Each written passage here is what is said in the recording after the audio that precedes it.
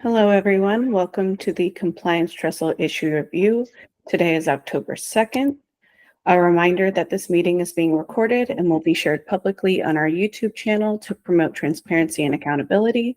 Your participation in these meetings is in agreement to abide by the OSCAL-Compass Code of Conduct, which can be found in the community repository.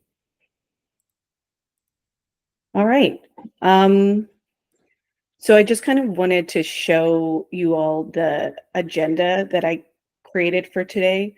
It can change if you guys want to talk about something else, but I thought that we could start with open PRs because we have quite a few open. Some are from Dependabot, but I thought maybe we could just see what we need to do to find resolution on those. And then maybe we could move to talking about the milestone. Sounds good to me. All right. Sounds like the plan. Cool. Let's open that up.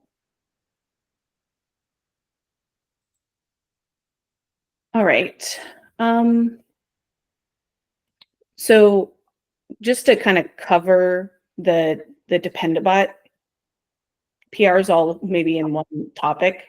We talked a little bit, I think it was maybe last week, the week before, that we are going to standardize on having 2 approvals and then merging them in.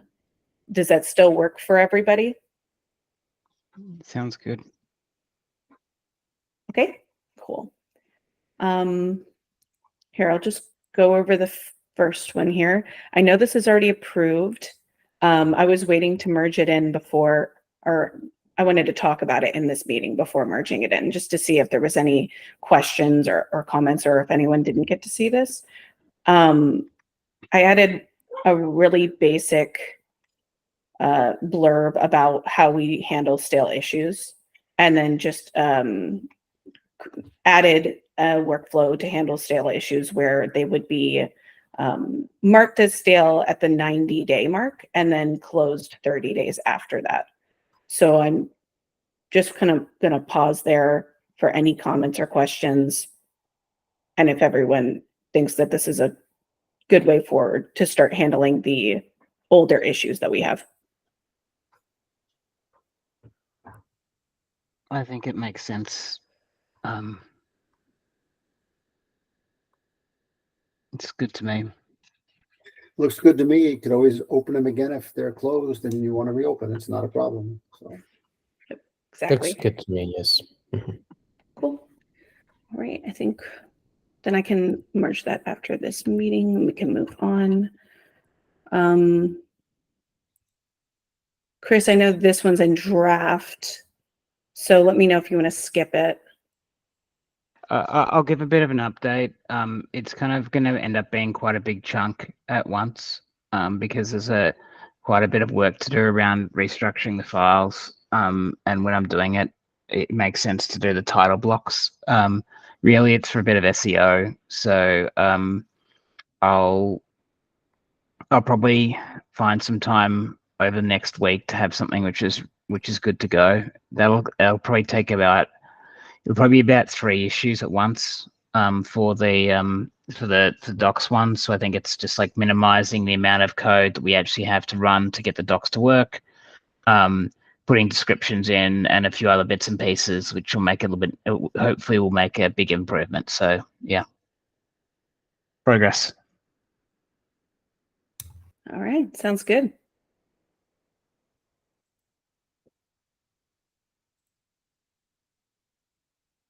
And then we got one here from Ryan for changes to the way Ginger works, slight changes. I didn't know if anyone had got a chance to take a look at this. No, I can have a look at it if you want. I'll probably do it tomorrow though. Okay, yep. Yeah.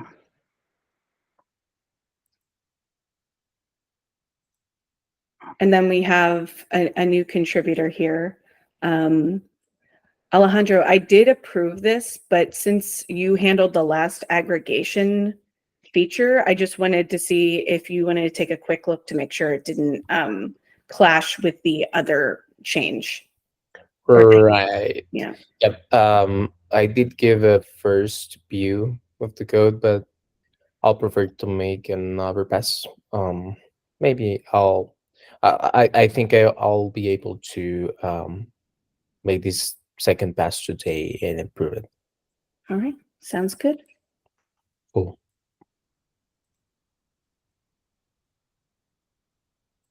And then same contributor. This one was a change to a task. So I think, Lou, I added you as a reviewer. I wasn't sure if you had gotten a chance to look. Oh, yep, you have. Okay. Yeah, I did look at this, only I'll confess to looking at it very briefly. This is a task that I confess we don't use very much, if at all. And I didn't quite understand what he was after here. And the first thing I did was I just enabled him so that the workflow would run, and it failed. And I also made some suggestions about if test cases were needed or not, without even understanding what the code is really actually trying to do. So I confess to not looking at it carefully, but I did look at it. So.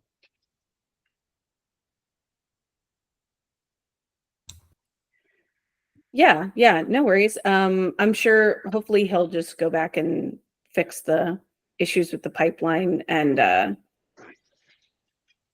discussion can happen a little bit more on. Yeah, I'm not opposed to what he's doing. I just Yeah. I haven't looked at it. You know, I'm not in favor or opposed. I'm neutral because I really haven't looked closely. So Yeah, I gotcha. Okay. Okay, a lot of these are Dependabot. I think, Lou, this was one that you had submitted that is approved.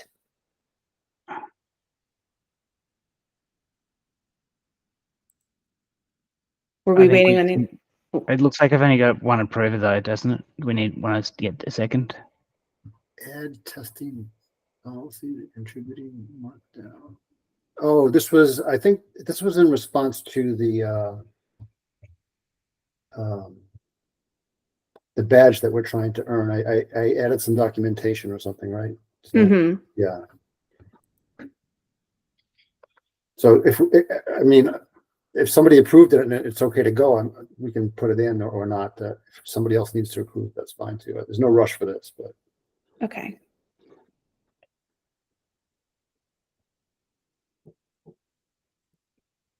All right, sounds good then. I think from my perspective, it was only a docs update. I think from my perspective, it looked good. It was just there was some inconsistency between what we were asking at various points. And I think Lou just addressed that. So that was why I approved it. So it should be good. Okay. Yeah. In addition to that, I think I made a comment, but I didn't reapprove. So let me do that right now because you already answered me, Lou. There, thanks. Yes, I see you need to be okay. Yeah, that's it. I think the problem. Okay. Okay, so pending your approval, we can just go ahead and put it in. Sounds Sure. good. I'm gonna do that. Yeah. Thanks.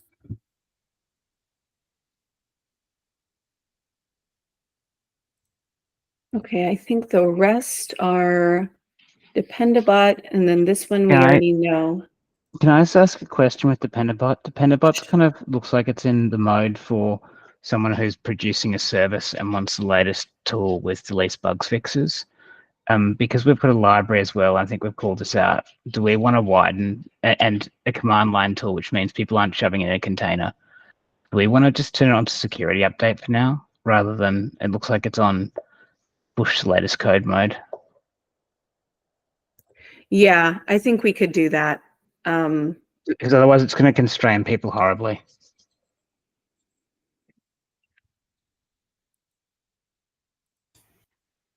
Yeah, I understand. I think you're right. So we could do that with the Python dependencies for GitHub Actions. I'm trying to think if GitHub Actions has that option. Yeah, GitHub Actions, I'm not sure if we can separate it out. I think for Python dependencies, GitHub Actions, I think we should move pretty fast because the risk surface there is really high as well. Mm-hmm.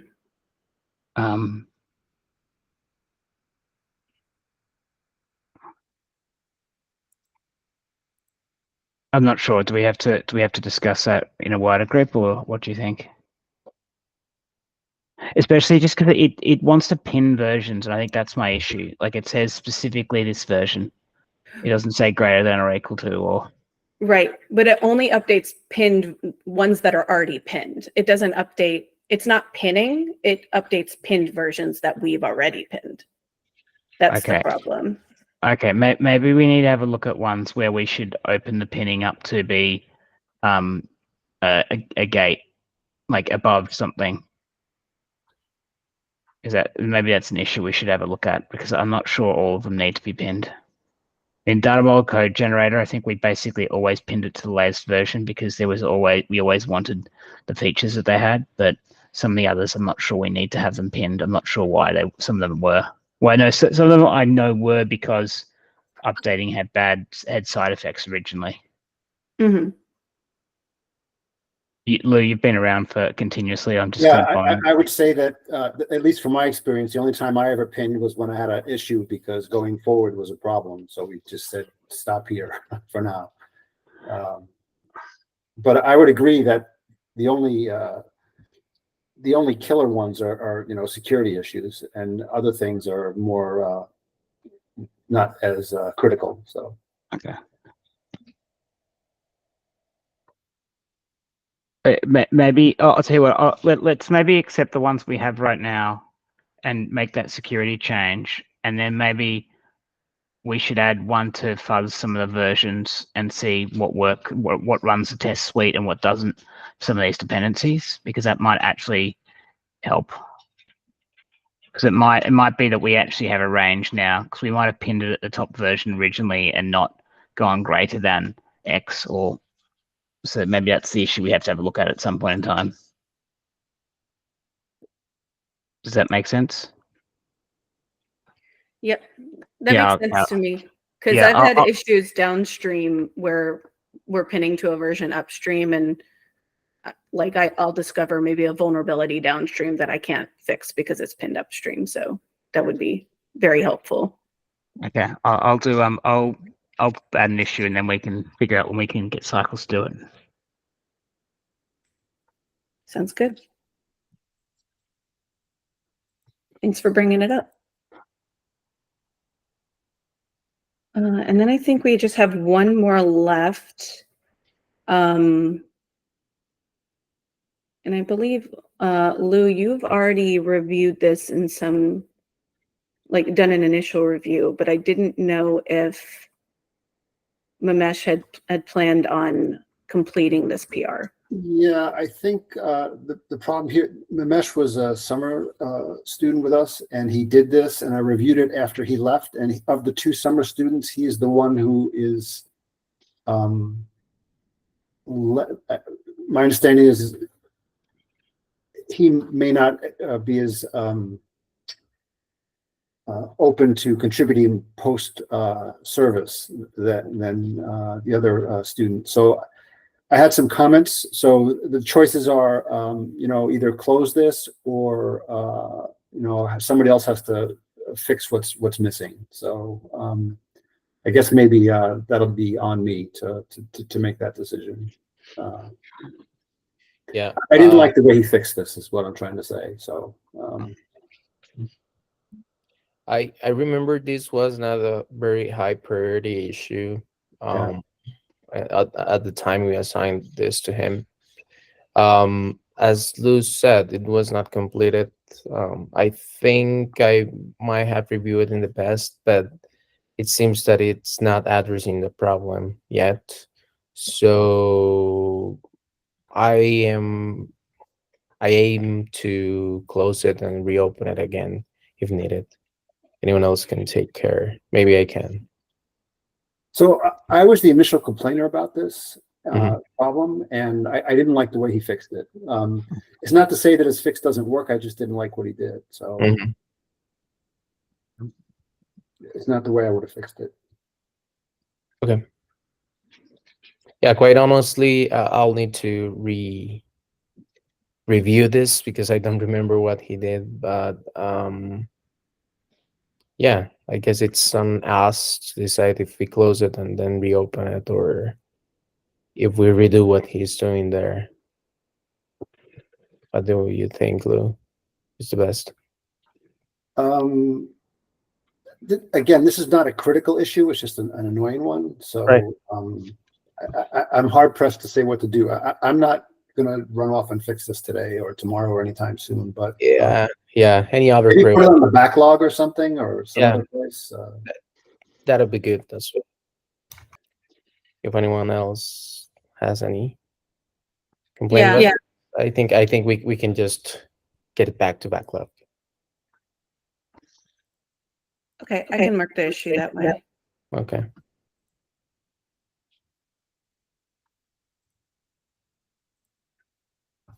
All right, I think that's all the PRs. I think we could go to our new issues.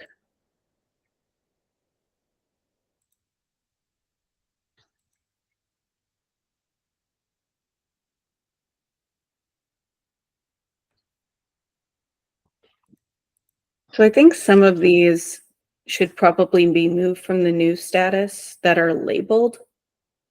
So I'll probably skip the labeled ones for now. I don't know, the ones that are assigned Lou and Alejandro, if you guys know if that should be moved into the ready status or if it has the information it needs to be moved into the ready status, perhaps you could just take a look there for the ones that are assigned to you guys.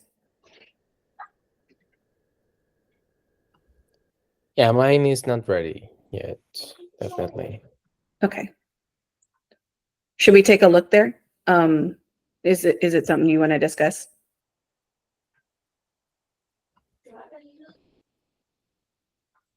Well, to be honest, I haven't taken a look too much to it.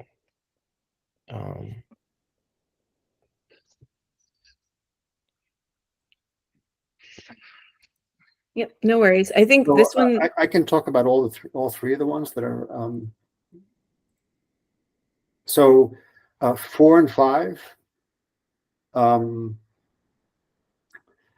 These are using.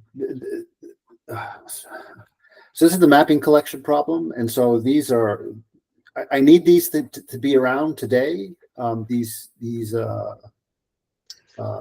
branches, I need them to be around because we use them, but they're going to eventually disappear once an official mapping collection is provided by OSCAL. So status new is not quite right, but it's kind of like status will disappear someday, I guess.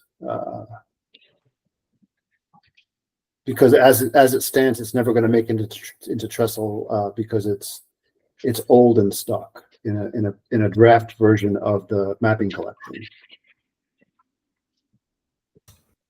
I see. But we can't remove them today because we're using them. We're using an old version of Trestle in some places. So, would it be all right if I assign them both to you, Lou, and then just mark them as in review? Maybe in reviews, right? I don't know what the right answer is, but I maybe some new label has deprecated or something, and we'll get rid of it when it's. Could you pull it out to a plugin, or is it? I don't want to make any code changes. I just want to leave it alone, and when we get the new mapping collection, it disappears. I don't want to do any work on this. I just want to leave it. So. But the issue, of course, is that you're saying right now it's incompatible with the current code base. It can't. I mean, I could make it compatible, but I don't want to spend the effort. I mean, it's just there's no reason to.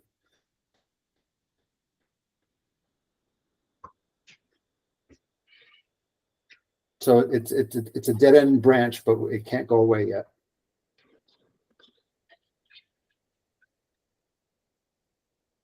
So it's labeled unofficial. I don't know what else you want to put there.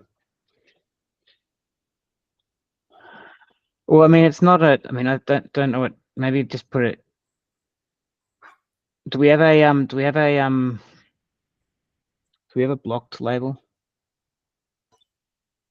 We could have a blocked status. Maybe that Yeah. makes it. Yeah, we could do blocked status.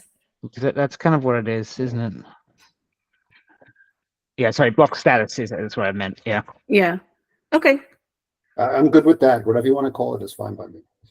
Yeah, no, I think that makes sense because really you're saying it doesn't make sense to do this. It's not cost effective to do this but we don't want to lose this issue because we need to have something here when the code gets dropped. Yep. Yeah, okay. Okay. I'll assign this to you, Lou, because it's unassigned, and then block status doesn't exist right now, but I'll create it after this meeting and I'll Thank you. set it. That sounds terrific. Thank you. Yeah, no problem. So that's for those two, and then for the they're both the same, and then for the version agnostic one, that's also kind of a backlog-ish kind of a thing.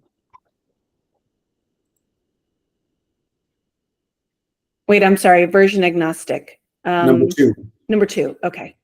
that's also kind of a backlog-ish kind of a thing. There's just a bunch of test cases that test version that really don't need to, and it should maybe the next go round with the next upgrade of OSCAL we can fix this, but I'm not motivated to do it anytime soon. It's not hurting anybody. It's not doing anything bad. It'll be the next time we upgrade OSCAL, it'll be a pain. So Okay. Is that actually that we need to? Is that we need to have a strict versus a relaxed mode for OSCAR version? Because the way that what it is that in the test cases, and again, I'm the guilty party here. Okay. Yeah. In the test cases, what I do is, you make some kind of transformation to OSCAL, and then you check that the transformation that you did was good. And part of the checking process was, did you get the version right? Did you get, the whatever else right? And yeah, but I think the version is embedded in version checking is embedded in the model code, isn't it? no, that's what I'm saying is that I mean, in places, yes, but in the cases that I'm talking about here, it's an actual comparison in the test case to say, did you get the version right? Right. So, in some cases, if you're trying to do a Trestle command and you're going to have a back level OSCAL, it's going to fail. That's one problem. But this is a different problem. This is test case number 5. Do this transformation and then check that field 1 is X, field 2 is Y, and field 3 is the version, and the version is 1, 2, 3. Don't need that everywhere. And there's, maybe 25 checks that do that in code that I wrote that need to be fixed. So yeah, you could do this in 1 or 2 places, but 25 seems excessive. So fair enough. so that's why I say I don't want to fix it today, but put it on the backlog, and the next upgrade of OSCAL we can fix it. Sounds good. Yeah. What's the right milestone? Yeah, it's in the right milestone. And I'll just.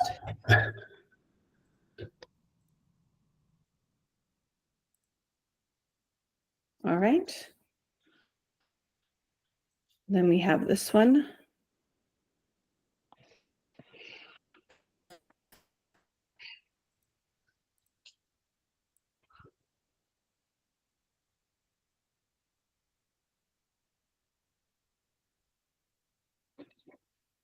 Here, I'll probably just send the link to everyone because it'll be hard for us to all read that at the same time. I think this is one I opened, right? Yeah. This is OpenSSF. Okay.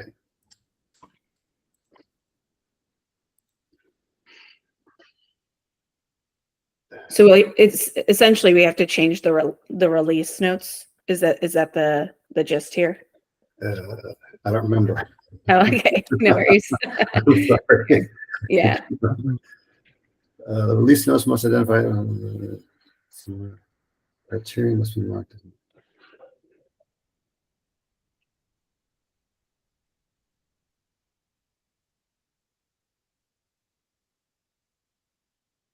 Okay. The release notes must identify every publicly known runtime vulnerability fixed in this release that have a CVE assignment or similar when the release was created.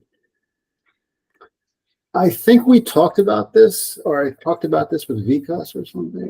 I think that we've never had a CVE opened against us, right? No, Yeah. we didn't have CVE opened directly against Trestle, but we use Trestle as a dependency in many of the IBM repos, right? And we have a software called Mend, which runs against it and identifies CVEs opened against any of the Python dependencies or requirements which are listed in the repository.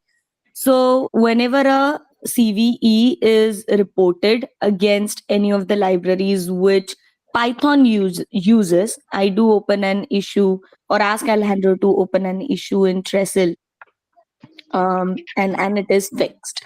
Say the version is updated or whatever is the remediation that is suggested, we take it. So I don't know what you want to call it. I would say it is a CVE directly against Trestle. Do we have any tool like Mend which generates a vulnerability report for all the dependencies which Trestle consumes? So wait a second. So what you're saying is that Trestle itself had no CVE, but Trestle depended on something that did have a CVE. Mm-hmm. And Right. therefore, we have to build a new PyPy to pick up that. Or, I mean, what's the thing that Trestle has to do to make that happen? Okay, Well, let's- I think technically it's going to be changed. Well, I mean, there's two scenarios here. One is we've pinned a version of a dependency. That would be a explicitly. problem, right? That would be a and that's a problem. CVE against us because we're pinned. I agree with that. Yeah. The other one is that we have to increment the minimum to ensure that our users don't have a CVE again, or we should increment the minimum for a user to make sure that they don't pull down a CVE version. But I don't view that as being a CVE against us. Yeah. That's just that they have to pull down the latest version of the dependencies. Right. But I mean, this is saying the release notes must identify every publicly known vulnerability have in this yeah. release that had a CVE assignment. So we've had no CVEs against us, as far as I know. Yeah, I think it's more the issue here is going to be more at the moment our release process is automated, including the release notes.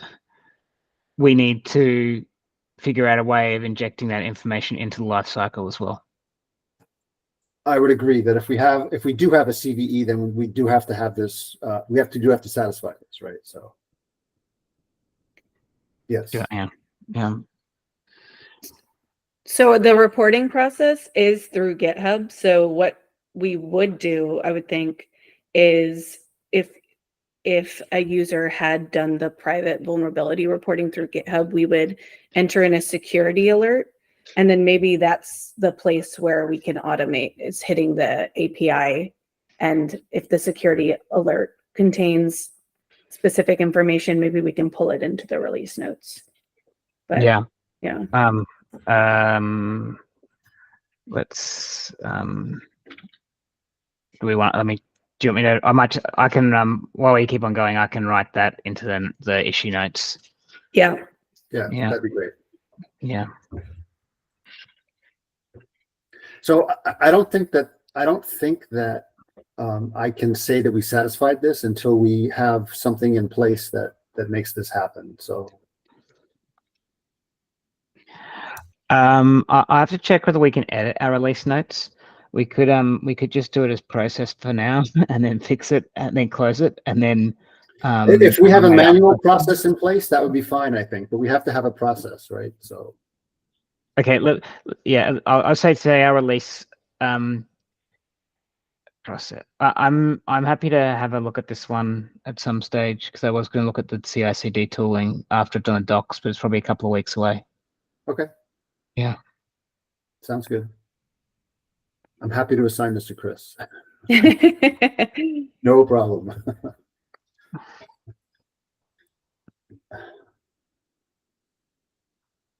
Maybe we could even break this up into two different tasks, because I do think you can edit release notes after they're created. So maybe the first task is just a docs task saying this is how we do our release process, and maybe augmenting that. And then because Chris, you're looking at creating a centralized CI/CD process, it seems like it might be a kind of duplicative to try and implement it here and then try again somewhere else. Yeah, I think so. I mean, that's on the backlog as well. I want to get the docs site done, because I think I can clean up that a whole pile of issues in one hit. Then I'll go back to the CI/CD process when I get a few more cycles. I don't think that this is, this is not a critical thing to get done quickly. But are you suggesting, Jen, that we change our or put somewhere in the documentation on how a release is done, that we, as part of doing that we check to make sure that the release notes are updated with any CVE information, and then we can say that we've done it? And step 2 is the automation part that Chris is going to look into. Yeah, like just suggesting the first one be process, and we agree on a process, document the process, and then that's our way of saying, yes, we will do this when it arises. And then an automated fix could be down. That sounds like a perfect plan to me. I like it. So are you suggesting that we need another to separate this into two different issues, or one issue that covers both parts? Or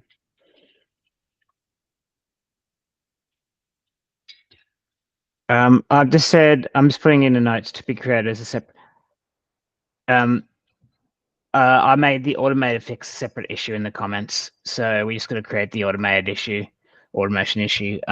We might want to noodle on it a bit, because if we do it via automation, then we'll have to write down all the CV release process and think about how we actually do the pushing of code as well. But that's a different discussion. Because I have to explicitly say this PR closes this, and then kind of go through the daisy chain. I guess we can do it out of bound. Anyway, it doesn't matter. I put the comments in there. I think we use this one to document a process, and then I can take the automation one. I'm not sure who wants to take the process one. I guess it's really just a document in the website, isn't it? I think so. I think that as long as we can say that we have a process, and pointing to documentation is a bonus. I'm not sure if it's required, but yeah, process is not a process until it's documented. So. Yeah. So yeah, I'm with you on that. So, Jen, if you want me to try and do that, I'm willing to. But if you want to do it, I'm happy to let you do it. No problem. Yeah, if you wanna give it a try, I don't mind reviewing it. Okay. So right. Assign it to me, and I'm not going to do it today, but I'll hold it. Yeah, I gotcha. All right. Okay, so we know what this one is, because you just I'll explain in a bit more detail, but yeah, I'm not sure where it is. It fits in terms of priority.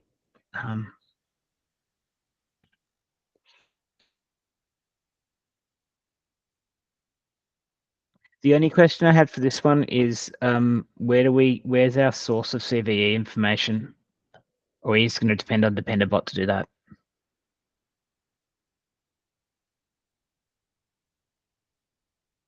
Yeah, I mean, I think so far we've been depending on Dependabot, and then it sounds like, I'm sorry, Manjeri, I forgot the name of the tool. Was it Mend? That's what we use at IBM to detect, scan the source repos and see if there is any CVE against the dependencies. Okay. Unless there's an explicit need to do that, or if Dependabot and that one are disagreeing, in which case we might have to kind of have a look at it. I think just using Dependabot makes sense, because we don't really want to introduce any more external dependencies unless CNCF are providing something for us to use. That might be something to look at, actually. And I can take that, because I was going to look at the tools and start seeing like what we can ask for in the service desk as far as Zoom goes. So I can take looking at the options for action. Yeah, that'd be good. I don't think this is super high priority yet. I think I got plenty to do right now. Otherwise, I'd be interested. But I think we probably should put it in the backlog at some point, or at least put it into the backlog. I'm not sure where we assign it to. Yeah, I can put it in the backlog because we Yeah. know what needs to be done to move it forward, but Yeah. not when. And I think this is an enhancement. Okay. All right. So I submitted this in response to 68, the proposal 68. I think we kind of came to the conclusion on 68 that I have put into draft that for now, we're just going to create two separate packages. They'll be published as one package, and we'll have a CLI, kind of the structure that you proposed, Lou, in the text file, except everything will be published as a single package. So CLI, SDK, and then shared libraries, I think. So I just put it in here as an epic to capture it.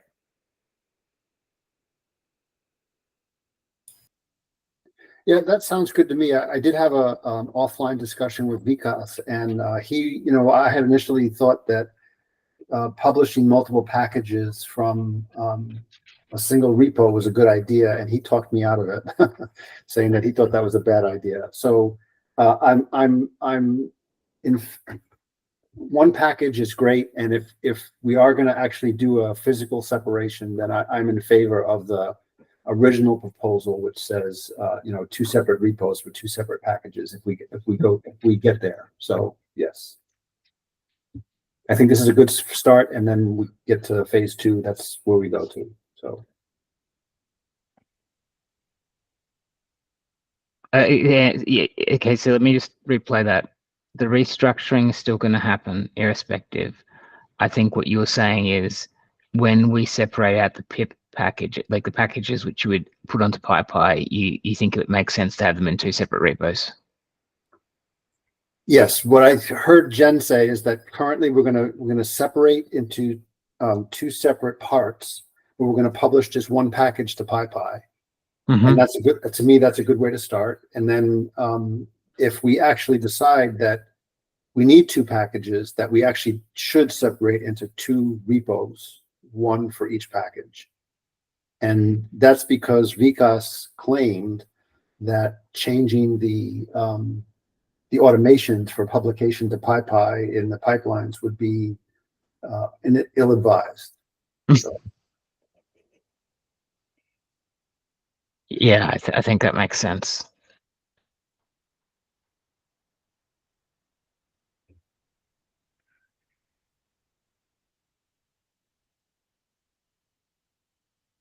And kind of with this, because it's the last of the new issues, I just wanted to quickly share something that I started that relates to this somewhat. I know, Chris, we talked about a centralized repository for the CI/CD stuff. I created a couple issues here, and because we have the vote on adding the Go SDK passing, essentially we would have the Python SDK within compliance Trestle, and then we would have the separated Go SDK. So I was going to create mostly a draft PR with some automation for conformance testing. Because it's centralized project infrastructure, I was going to put it here. But yeah, essentially I just wanted to put up a draft PR quickly so we could start talking about it before I got too far into an implementation, before I got any concurrence on it. So I just kind of wanted to bring that forth, just to let you guys know that I was playing around with this. Yeah. That sounds cool. Yeah. I did the one I did notice, Lou, when I was looking at the classes at some point is I think the OSCAL objects have some dead classes in there as well, like empty, completely empty, which do nothing. So we might have to have another look at the.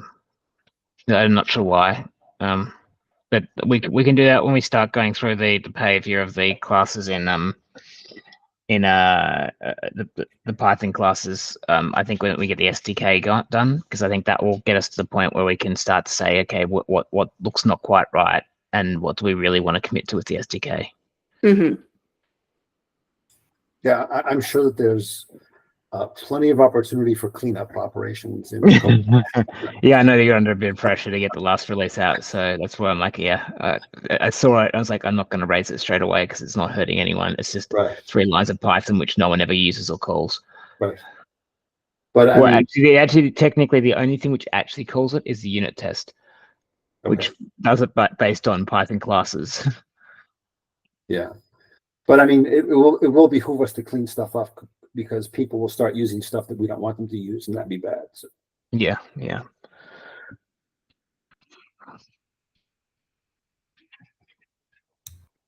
All right.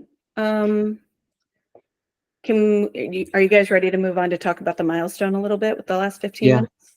Cool. Yeah, sure.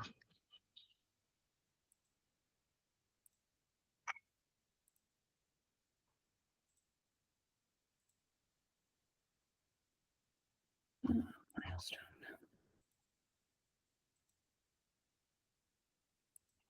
Okay, so we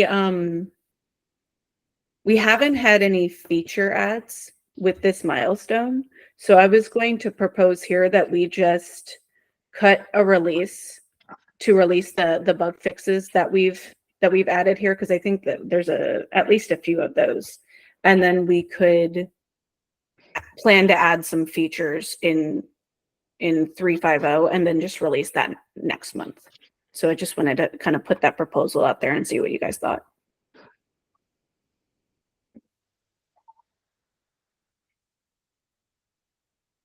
That makes sense to me. I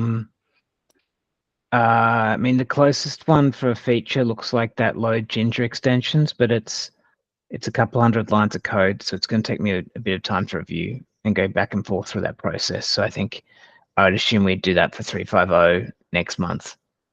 Yeah. Yeah. I agree too. Just to give a little bit of update on the validation broken, that one issue that is under investigation. I have already made the investigation, and I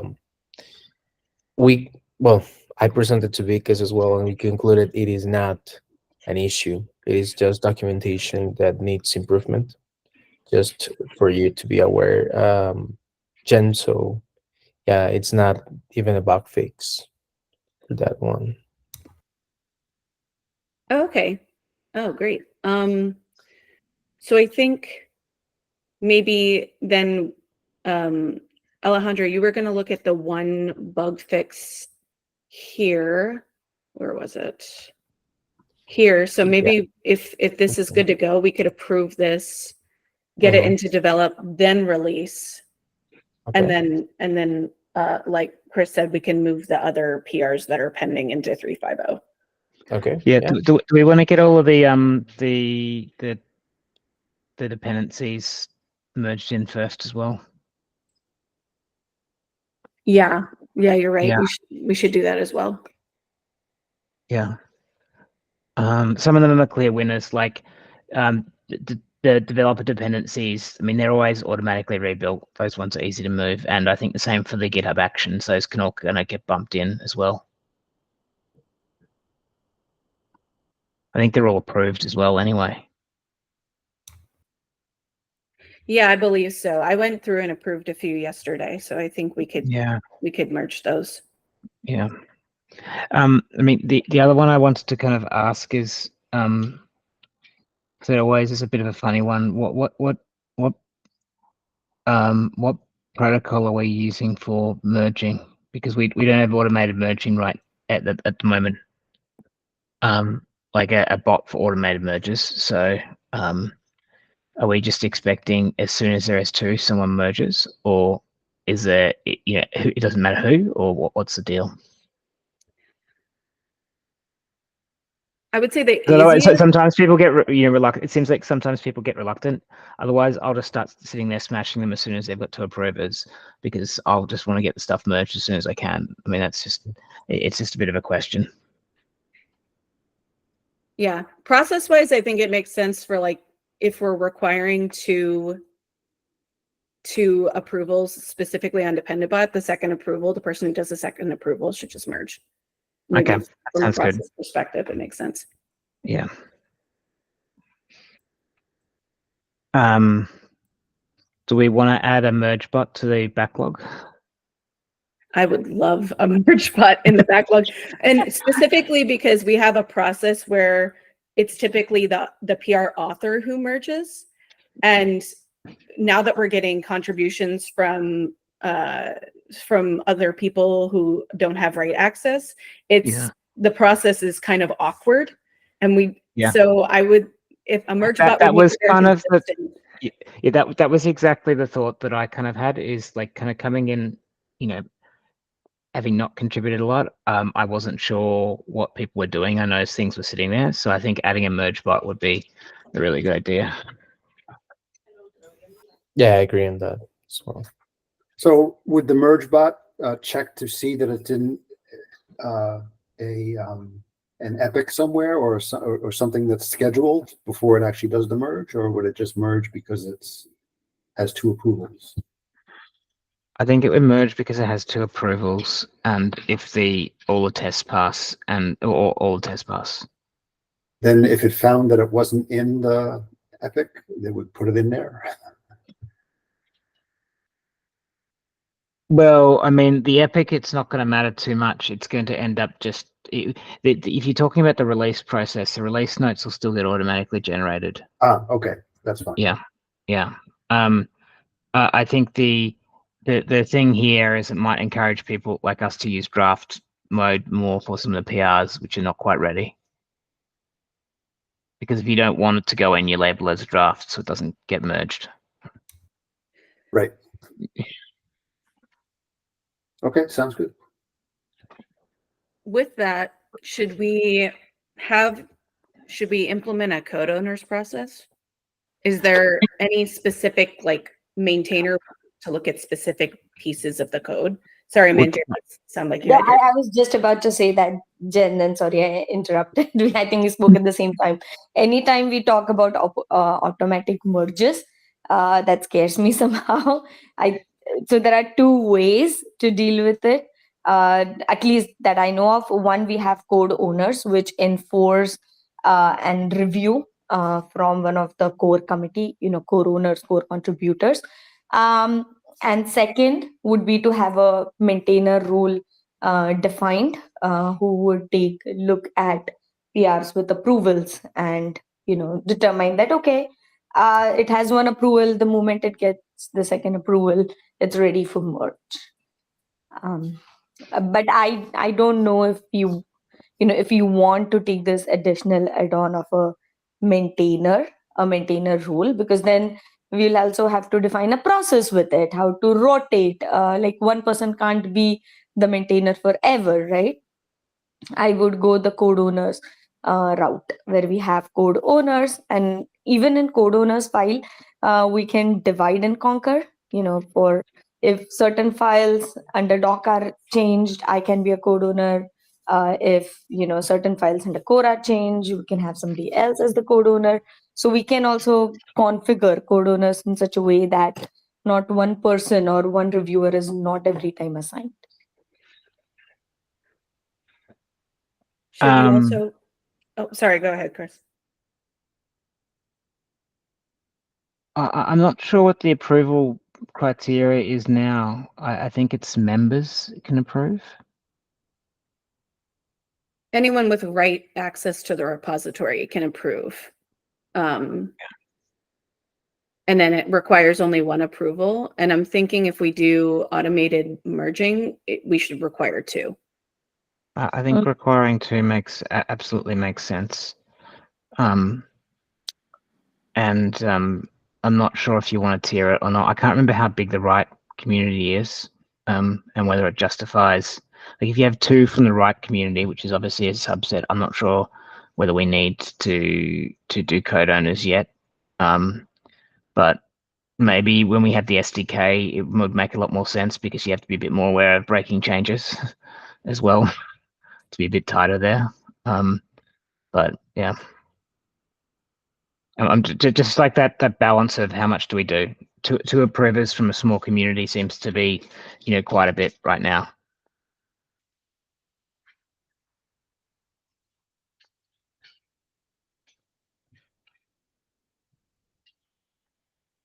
Anyway, I put it in the issue. Cool. Yeah.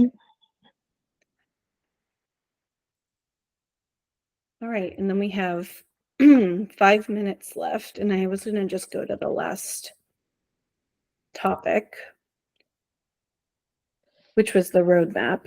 So we're currently in cycle 2, and the goal of cycle 2 is supposed to be breaking down 1617 into features. So I think at this point, what we're really looking for is more discussion on this issue about the design and what we want to support so that we can break it down. It does have some hearts, so it looks like it's getting some support from the community, and we've gotten some community comments. So I think at this point, what I'm saying is I'm encouraging anyone who is involved in the markdown pieces of compliance Trestle to comment here,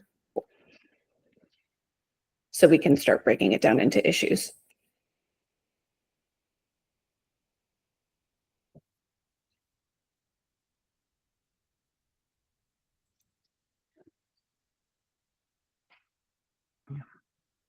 Yeah, I'll have a little bit more of a crack at looking at it, but I think it makes a lot of sense. The other one that we probably need to think about is the SSPs. I think this is where the original intent, structure was kind of driven off of some existing internal IBM standards and kind of vaguely aiming towards the FedRAMP Word document. I think was the intent, but obviously only really focusing on one section. It's like, here is the FedRAMP Word document, edit everything in Word, and then do all the controls as Markdown. So I think, thinking of it, I'm not sure if we have any other reference, like any other standards that we can maybe think about what the SSPs look like.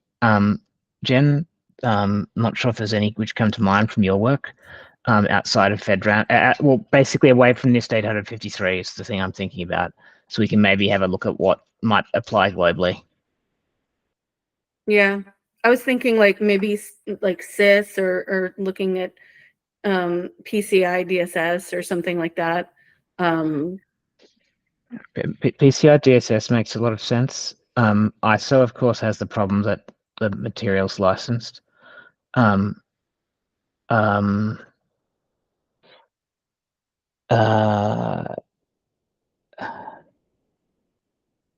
IRAP, like half the stuff is in an Excel spreadsheet, so it doesn't really help us. I'll see what I can kind of. I might have a little bit of a hunt around as well. Might be one to throw up to someone else in your org.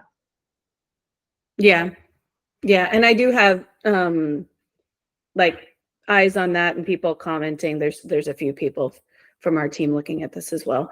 One question I have, code-wise, does it make sense to try and implement a feature this large before we do this code structure change?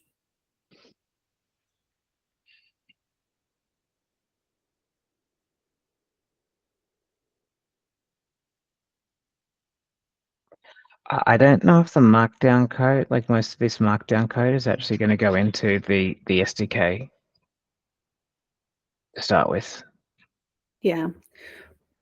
I more mean like, would authoring this type of information need something from the SDK. Like Ryan, in one of his PRs, was working on an SSP interface.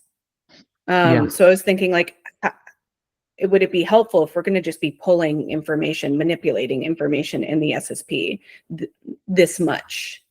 Would having some sort of structure to be able to create classes around that be helpful? Or would this just cause us to move a bunch of code after the fact?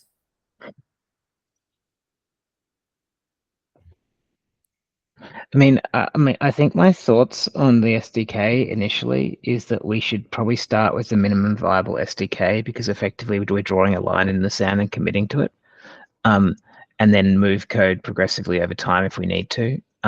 Once we get the minimum starting points, it shouldn't be as hard to move code across. I think what you're kind of alluding to is, do we need to define higher level constructs on top of the OSCAL objects, which would effectively become part of the SDK? I'm not sure right now, but that's just me, because I'm not developing with it as much day to day right now. Lou, I'm just thinking about Lou as well now, because you're the one who's been building the transformers, and I think those kind of transformation activities is where you would want higher level SDK constructs. Yeah, I haven't really thought about that as to, what constructs I would use, and further what constructs I would expose, if any, as a transformer. I agree with you that we start small and build. Yeah. The one I think that we probably,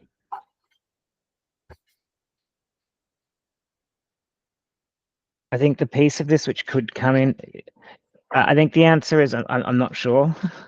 I think getting the minimum SDK across as soon as possible, I think will help.